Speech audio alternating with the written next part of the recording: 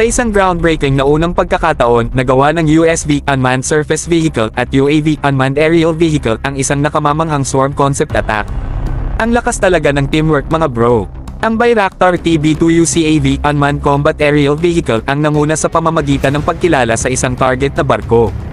Pero hindi pa rito nagtatapos.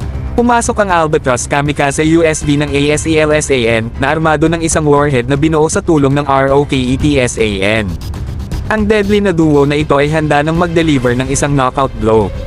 Ang Albatros USV, na may kahusayan na mag-operate sa grupo ng 8 barko, pumarap sa hamon ng tuwid. Sa precision at lakas, ito'y tumama sa target na barko, pinalipol ito sa isang espectacular na display ng puwersa.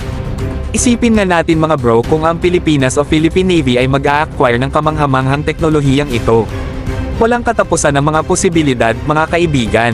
Sa Bayraktar TB2 UCAV at sa Albatros USV sa ating arsenal, magkakaroon tayo ng di pangkaraniwang antas ng lakas at strategic advantage. Ang ating mga puwersa na nag-ooperate sa perpektong pagkakasundo, naglulunsad ng swarm attacks na nagpapawaw sa ating mga kalaban. Sa kakayahan na makilala at ma-neutralize ang mga target ng may precision, tayo'y magiging isang puwersa na dapat katakutin.